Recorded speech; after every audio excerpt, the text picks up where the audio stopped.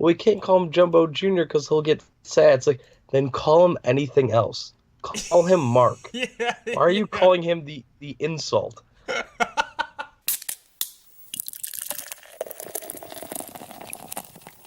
Welcome back, everybody, to episode 53? 53. 53. Oh, any number? Any significance to that one? That's a bad number. No. Email us your best 53 you can think of. Mr. Holland's 53. Rebrew-podcast. I'm your host, Keegan Holland. With me is my co-host, Mike Jennison. What's up? This week, we had the unfortunate... I know where I was going with that. We saw Dumbo this week. The new remake. The unfortunate. The 2019 live-action remake of the 1941 classic, which we reviewed on a rewind. It came out a couple days ago. Check that out. This is from Tim Burton. This is one of the many Disney remakes that are coming out this year. The first of 4, I believe. Open to awful pretty poor numbers. Reviews, 50% Rotten Tomatoes over the weekend. May have even dropped since. And $11 million in their opening weekend, which is a catastrophe. Since we have no news, we're just going to get, and we'll talk about this. I guess this is our one of two things in news. Good evening. I'm Will McAvoy. I'm Evan Baxter, and here's what's making news. Good evening. I'm Ron Burgundy, and this is what's happening in your world tonight. This is bad, Mike. What is? The $11 million. Oh. The $11 million in China only, though, right? Oh, I thought that was... No, I think it's everywhere. I thought it was China. Oh, I thought it was a worldwide gross. Oh, no. Yeah, I'll look it up. The way that tweet was phrased was... Okay, 45 million. Yeah, China was 10, which was not good. No, 45 million is not good either. It has to be an expensive movie. It's cost $150 million to make. Jeez. And this is horrifying for Disney. Maybe there's Disney fatigue of these remakes. I honestly don't think it's that. Only 45 million, shit, domestically. So this is going to be a huge flop for them. Yeah. I don't think it's necessarily Disney remake fatigue. I think it's just this is not a very well-known property, and it didn't look good in the trailers either. And there wasn't really a A-list that's going to draw people into the theaters. Yeah, and people love Farrell. DeVito, Farrell, and Keane, but those guys aren't going to get asses in the seats, really. Right. There were so many times I'm like, this is so weird. I'm watching a blockbuster movie, and Danny DeVito's starring in it. Just didn't feel right. I know. It was weird. I should say I'm drinking Bell's Hopslam Ale, because before you can fly, Mike, you got to hop. Or something like that. I don't know. Have you ever had this? Not the worst. No, but I love Bell's. So yeah, they can't miss. Double India Pale Ale brewed with honey. Oh wow, that one sounds of these delicious. puts you on your ass. It's I think it's like 9.4. I had one before going out the other day, and I was crippled walking out the door. Well, Bell's Tart Ale is, I think, my favorite beer. So Bell's is awesome. Yeah, Bell's is excellent. Stamp of approval from Bell's. So yeah, so we were talking about them going for 10 billion, and they are tripping out of the gate with this. This is a catastrophe. Yeah, we gotta pull up that old tweet of what I said Dumbo could potentially gross. I probably said about $500-600 million, because that's where these live actions were kind of around, on the low end too. Yeah. Some of them were getting near $1 billion with Jungle Book and Beauty and the Beast, but not many people like Dumbo, or at least know Dumbo. Yeah. And there was no one in my theater today, so I don't think it's at an IMAX theater. There was 3 people in it. Yeah, I don't know if this is Disney fatigue. I think this is just a bad property, not a very good movie, mixed with a kind of a crowded theater for March time. You still have Captain Marvel there. You have Us. It just, I don't know. This movie's getting very much lost in the shuffle. Yeah. Shazam Pet Cemetery's around. Shazam's out, yeah. That's gonna bury it. Like no one. Yeah, man. If you make 45 million, it might be like a 70% drop next weekend. There's gonna be no word of mouth. Like this is gonna make $150 million. Yeah, which is what it cost, and you usually do the times 2. But with Disney movies, maybe it's even more than that. I know. The way they advertise. I saw this a bunch. on TV, like YouTube. Like, this is everywhere. Yeah. So, Disney's gonna be fine this year. I think Aladdin and Lion King will make a ton of money. So I'm not really worried about the fatigue from the remakes. I would personally love them. Yeah. Though we'll get more into this movie a little later, but this is not very much a remake at all. But No. I am tired of Disney remakes, and so I'm a little bit happy to see this movie actually tank at the box office. Yeah. I mean, they might book end of the year with bombs. This and Maleficent 2, I think. I guess Star Wars comes out after Maleficent, but they could have two pretty bad bombs on their hands this year. Oh my God, Mixed with yeah. some of the biggest earners of all time, I'm sure, but still. I completely forget that Maleficent 2 got somehow shoehorned into this year. But no, Disney live action has been really cold lately. They've had their hits when they remade like Beauty and the Beast and Jungle Book, like I said earlier. But what was that movie that came out last year? A Twitch in Time? What's that movie called? A Wrinkle in Time. A Wrinkle in Time. That Nutcracker movie that no one saw. Ooh. Now Dumbo. That's three of probably their last 6 live action movies, maybe three of the last 5 live action movies that have actually tanked. Nutcracker wasn't that long ago either. That was like No, October, November release, right? Yeah, it was like early first weekend in November. So I do think that this will be Disney kind of going away from live action. They'll stick to their bread and butter, remaking maybe the movie in the 90s. I know Little Mermaid's still getting a remake, but I think these remakes are just about done as far as... I don't know if there's too many in the future off the top of my head. Little Mermaid, Mulan, but I think they're going to pull back the reins. You won't ever see 4 coming out in a year like this year again. Maybe 1, maybe 2. You wonder if at the end of this year you have the $2 billion Lion King and then the $150 million Dumbo. What lesson do you learn from that? Because I mean that's ultimate high and ultimate low. I wonder if this will be enough, especially with assuming Aladdin is a success. And what's the other one? Something that we've always known is that Lion King property is still just as strong as it's ever been. I think that's a movie that is beloved. I think they'll see a big miss and then 2 huge ones. I don't.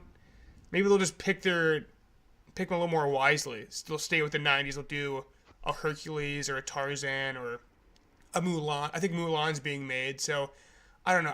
I don't think they'll change course too much. I think they're probably too far in it at this point. This is what we have coming up with release dates. Aladdin, Lion King, Maleficent. That comes out this year. Mulan's 2020. Now, no other movies have a release date, but Lady and the Tramp has been announced. Cruella, that's starring Emma Stone. I mean, Lady and the Tramp is along this where I think they just cancel that. Yeah, But Pinocchio. I think if you have a property like Mulan or a Little Mermaid, I think they will, because that is more in the tier of a Lion King, which is going to do gangbusters. I think they'll keep those going, but the whole everything gets remade, I think they'll probably stamp out here. Oh, here's some interesting. Lady and the Tramp will be released on Disney Plus. I actually did know that. And that's a good one. I think that's smart. So this movie's almost done. This movie seems like it's about to be ready to go. They filmed it last year. That's fine. I actually really loved Lady and the Tramp. So I think that's a good move. Maybe you see more of these go that route. So the other ones announced Pinocchio. Pinocchio's always tanked when they've done the live actions in recent years. I can't see that one all of a sudden doing good. The Hunchback of Notre Dame. No one ever talks about that animated one. Yeah. It would be the least popular one of the 90s. Mm-hmm. Lilo and Stitch. That just sounds terrifying. And The Little Mermaid. Little Mermaid will do very, very well. And Lin-Manuel Miranda's behind the music in that one. So I think that's for sure coming. Yeah. But Lilo and Stitch, Hunchback of Notre Dame, Pinocchio, those we might not see the light of day because of this. I think they caught lightning in a bottle with Jungle Book, and that's such a small sample size where you can't just not everything's going to be a huge hit. That had Favreau behind it. They had awesome actors behind it. It looked amazing. Pinocchio. I mean, are you fucking kidding me? No one wants to see that. No, including Jungle Book, it was just like a spectacle. Yeah. It was a CGI spectacle. And like Cinderella was just this beautiful costume, stuff like that. Maleficent was kind of the first of its kind. You know those Alice in Wonderland movies, but Maleficent was a little different. But Beauty and the Beast, same thing, kind of a spectacle. But the Christopher Robin, Dumbo, it's just now all of a sudden you're just kind of pulling things that no one's really asking for. Yeah. I mean, plus, people saw the trailer for the new Lion King, which was just a shot-for-shot remake of a previous Lion King trailer, and people lost their minds. So, there's no built-in fan base for Pinocchio or Dumbo that you can build off of. Like, you need to make something exceptional to get butts in the seats, and if there's anything less than that, just shelve them. You don't need them at all. Here's something interesting, like Christopher Robin movie, which got okay reviews, and really when that trailer came out on Twitter, it was huge news. That movie only made $197 million on a $70 million budget, so it was a moderate success. Yeah. But the thing is, to think that Dumbo was going to gross any more than Christopher Robin just seems crazy to me. So I'm shocked Christopher Robin made that little bit of money, but that kind of makes sense. I feel like that's more of the low-end range that we're going to see going forward. So they got to stop spending so much money on making these movies. Yeah, I mean, if you make a Pinocchio, spend $40 million, don't spend $150 million. That's just outrageous. I mean, how much is Aladdin going to cost? That movie looks like it's a $200 million movie. Yeah. Easy. Yeah, we'll see. I mean, it'll be interesting to see how they take this hit, if it'll even affect them at all, but time will tell for that one. The other bit of news I have is Jim Jarmusch is back, and he's teaming up with Adam Driver again for The Dead Don't Die. It's a comedy zombie movie. Have you watched the trailer? No, but I'm extremely excited for it. The reason why I didn't see the trailer is because how excited I am for it. Yeah, I mean, we are big fans of the movie Patterson, which is Jim Jarmusch's last movie from 2015, I believe. Sounds right. This movie has a pretty great cast, actually. It's Bill Murray, Adam Driver, Danny Glover, Tilda Swinton, Selena Gomez, Iggy Pop, And we Steve should say Buscemi, Vigny, which people will know from Bloodlines and some other late 90s movie. Caleb Landry Jones. There's a really solid cast. Jim Jarmusch. I've only seen one movie of his, but I fucking loved it. Have you seen any of his other stuff? no, but we should mention that he's from Cuyahoga Falls, which was he's about a local. 45 minutes from where we grew up. No, I've He's not seen anything. the most indie director you could get. He's absolutely beloved. I think Adam Driver was begging to be in Patterson, which I remember I heard that. I'm like, who the fuck's this guy? And then I saw Patterson. I'm like, this guy's probably awesome. But none of his other movies even look really familiar to me. He's about as indie as you come, as you said. Yeah. But this is seems like it's going to actually almost cross over into a little more mainstream with this cast and everything. Yeah, and the tone of it seems hilarious. The line where Adam Driver is like, well, you haven't seen it, but he's like, I think there's zombies, The Walking Dead, or ghouls. Just the way he says ghouls. Like, that guy can say anything that'll make me laugh. I fucking love Adam Driver. This and with Bill Murray, too, I think it's probably going to be hilarious. Oh, yeah, it'll be so funny. It's a really really his biggest movie ever for Jim Jarmusch. It's got to be. I mean, Patterson was a big hit in the indie community. That movie only made $10 million. So, I mean, it probably cost $20,000. He is shoestring budget filmmaker. I mean, yeah, you could make Patterson for $30,000. I'm sure people got paid. I'm sure Adam Driver made some money on that movie, but yeah, I'm excited for this. This came out of nowhere, so absolutely nowhere. In a dead week for news, this is a nice little bright spot. All right, anything else to add before we get into the movie? Before we get to the Mueller report, nope, that's all I got.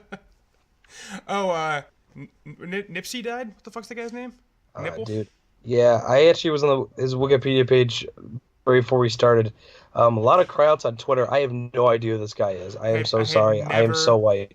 Heard of this person in my life. Nipsey Hussle. Dude. That's the thing. I never heard of him in my life. He was nominated for Best Rap Album at the Grammys this year. So, I mean, the guy was kind of a mainstream person, but never heard this guy in my life. Yeah. I mean, every third tweet was about this guy. And, if you asked me who he was, I would have guessed, battle rapper from Cleveland or something. I legit had no clue who this person was, but people love him, I guess. Rest in peace to Nipsey Hussle. Yeah, rip. All right, let's get into Dumbo. You can't handle the truth. She's gone from suck to blow. Do you understand the words that are coming out of my mouth? So the story of this one is, I mean, there's really nothing to take from the first one aside from there's a traveling circus and a baby elephant gets born and it learns how to fly. And this one is more a local family circus gets purchased by a big company and shit hits the fan, I guess. I don't know. There's really not much of a story to this one either. Colin Farrell is our lead. Danny DeVito plays the circus owner. Michael Keaton plays basically Walt Disney, which was weird. The irony was not lost on me with this movie coming out this week, especially with the Fox merger just going through and then canceling a small studio within Fox. So that was just, it just felt weird coming from Disney.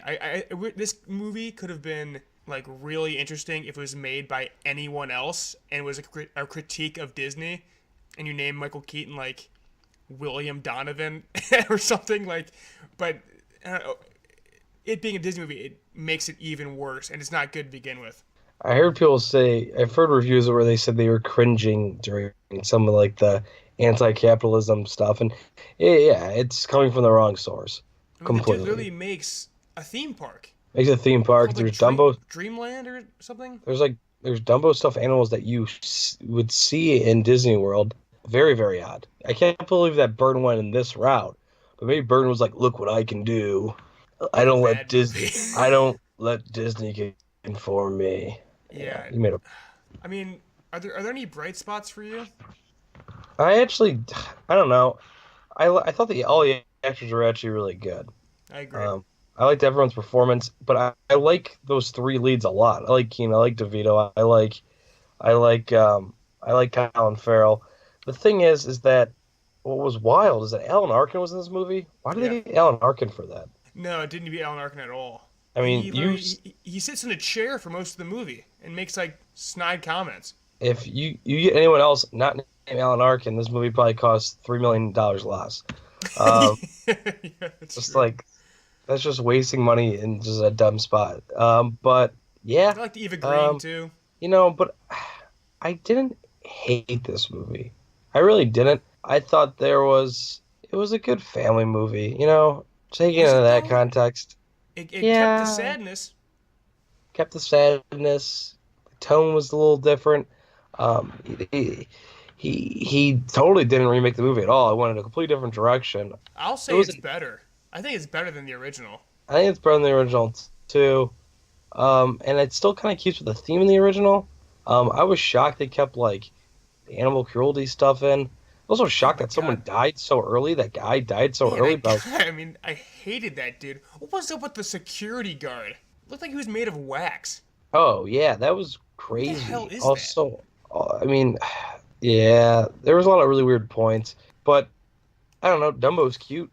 Yeah, again, it makes no sense how he's just like ridiculed by everyone when he's an adorable big-eared elephant. But I love how he flies so early in this one, though. Yeah, they really don't waste any time.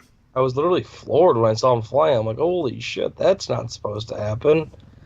No jive talking crows, which is probably the right decision. Yeah.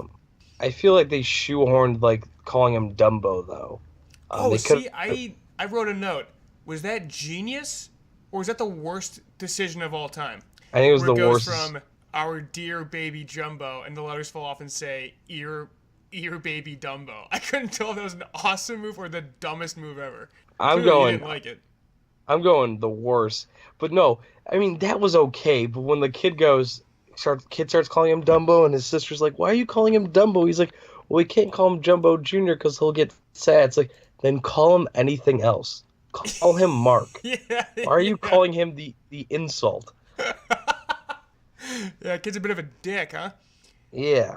Yeah, that's fair. And like, I don't know, the fact that the daughter was a scientist just kind of felt not. They just kept bringing that up. They just jammed on my throat. I'm like, I get it, Burton. You have a female with a STEM major here. Get off my back, dude.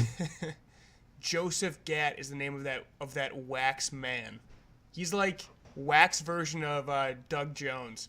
Wow, that was a terrific statement. You're holy shit. You're right. That's what Doug Jones would look like in a wax museum. Wow. Find him at not Madame Curie.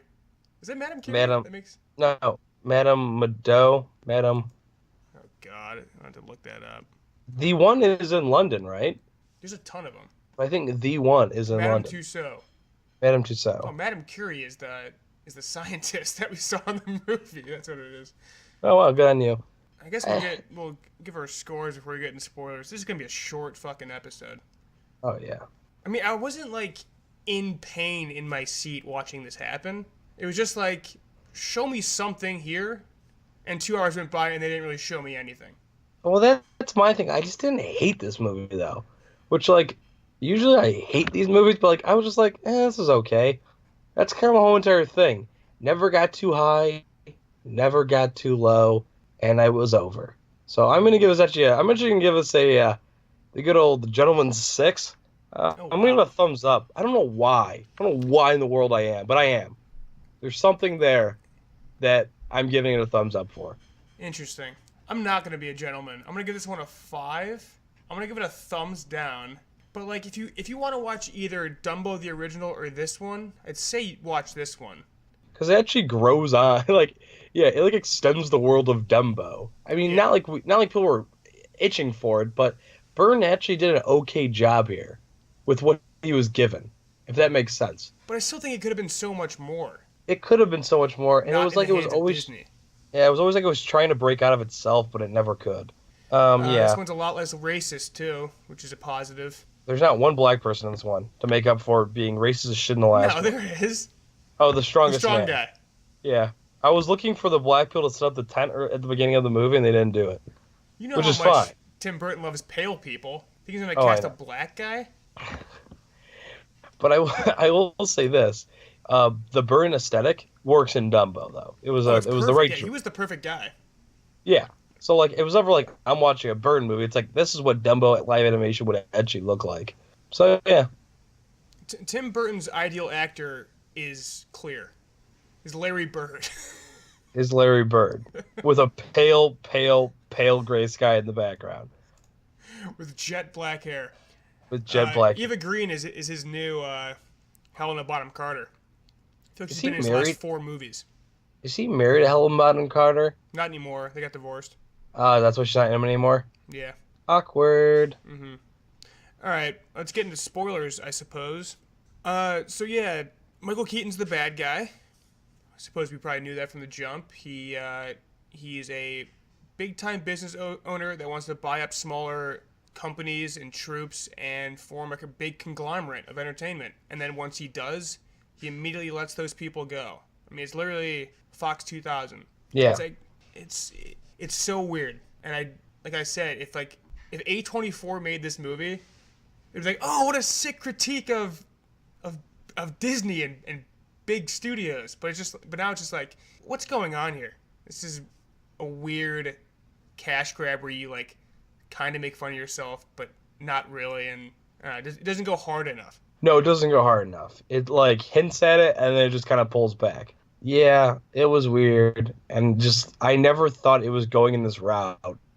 It just kept going farther in a route that I didn't think it was gonna go. What'd you think of the ending? Like when he flies into the elephants, or what? Or yeah, like the fact that they're in Africa at the end. Yeah, there's a huge like let the animals go kind of thing. No animal cruelty, but like yeah, I don't know. I just hate the setting. Like those old circuses depress me. And like the freak shows and stuff, they're just really sad. I didn't want to spend a lot of time with them at all. And we had to. We had to. It's just, I think there's a good movie here, at least a nugget of one that could have been something, but isn't at all. I'm happy DeVito stayed good the entire time. I was afraid he might go dark. I agree. He was kind of good the whole entire time. He never really turned his back on his people. How'd you feel about Farrell's arm that gets cut off for some reason? I guess they don't show it, but I liked it. It added something. The whole entire time I just kind of felt like this should be Johnny Depp. If Johnny Depp didn't beat the crap out of his girlfriend, he'd probably be in this movie. Is Also, I that guess bad that's that I not was true. thinking that? I guess Amber Heard was like beating him, What? but they're still in a legal battle right now. Yeah, That's that's a- kind of fucked up. But That's a different story for another day. Yeah. But it just felt like I'm watching. I don't know, I just felt like Depp should be in that role. But it's just like it was dark without like the magic of a classic Tim Burton movie. Like there's no Beetlejuice like humor or like lightheartedness. It just felt drab the entire time. and I was like, let's just get this over with. Colin Farrell's a good job though. I like how the characters have an arm, and he plays a subdued character well. He does well with what he has to do. There's not a lot of shining moments in this movie. No, I was can't happy think of when that one. Rufus guy died. The guy that beat the elephants. It I a was quick pumped death. about that because I'm like, if this guy's the villain the whole entire time, I really don't want to do this movie. And he died really. So over the top though. Him. Oh yeah, I know he was. It's like he was over the top dude, asshole. like no one would ever be mad at the elephant that's like protecting their kid to the point where you need to like bring out a whip and like charge, like charge the elephant head on. It was just insane. And then the whole entire tent fucking collapses on him. Wow, what a way to go! I thought that's how the mom was gonna die. I thought the difference in this one was that the mom was dead. Because there's a couple times where I thought she was gonna die in the carnival when it collapses. I thought she was gonna get shipped off. We'll never see her again. And I thought she would get killed by Michael Keaton. So they kept that where she comes back at the very end and it's a happy moment. But that's about it. I mean, I don't know, man. I'm surprised you gave it a good rating. I don't know why I did. Yeah, I'm feeling generous today. I really don't know. I cannot tell anyone to go see this movie. Oh, I would never. I'm just never gonna talk about this movie, Yeah. and I'm gonna forget that it existed 10 years from now. I'm exhausted. I'm done. Anything else to add? Nope. This is a miserable episode. Just miserable. We had nothing to work with. I mean, you were literally laying down. I'm not wearing sorry, everyone. pants. If you made it this far, I sincerely apologize. We brought humor. I don't know if we did. I'm just like, my posture is slumped over.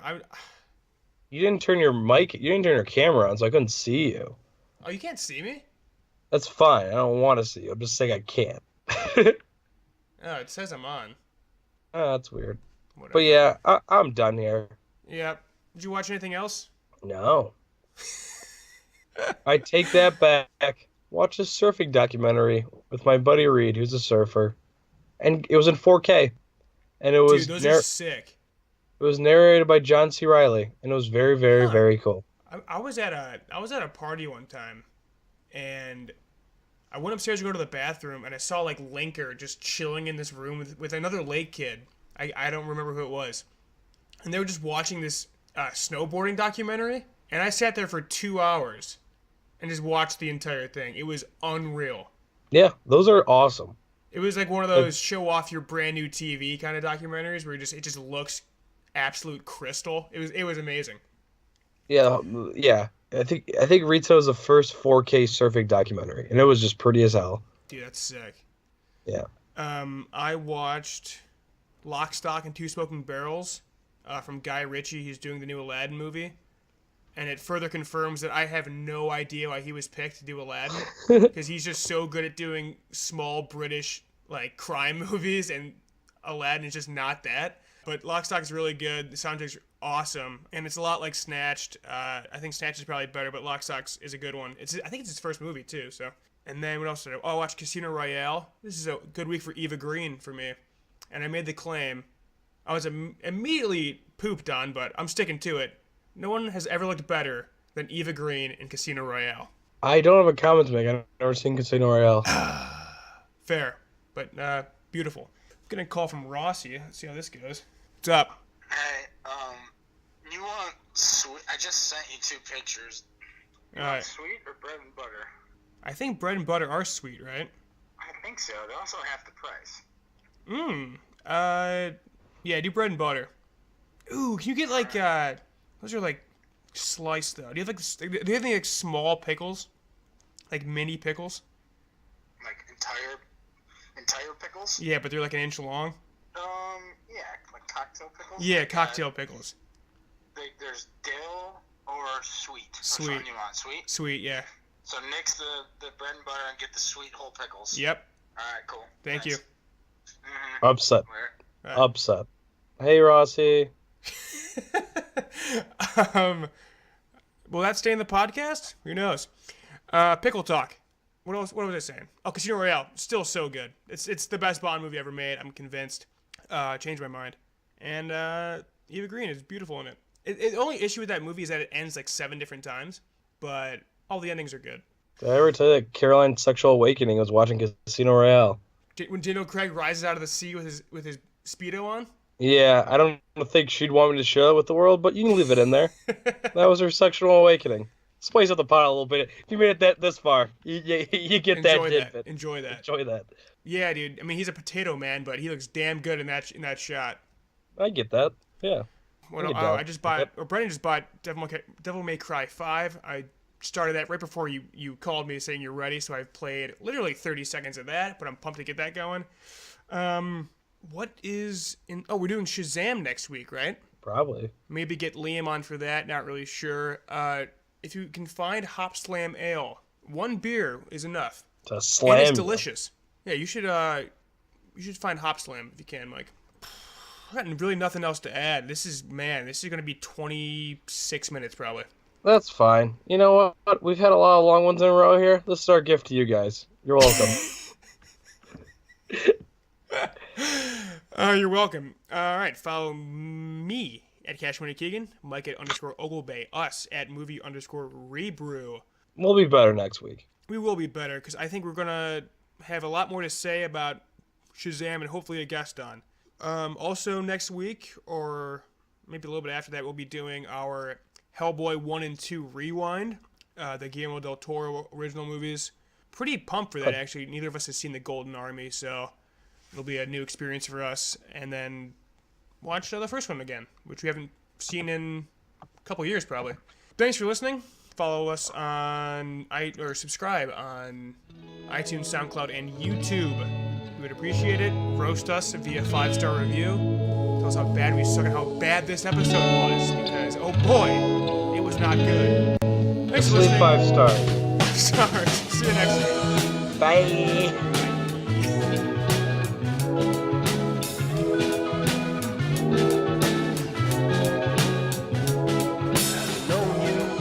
Sometime you exploded, drop a few lines. When I catch you through the static, I wish goodbye. What a classic. Millennial girl in love once a year. When it comes, she disappears. Maybe she'll stay.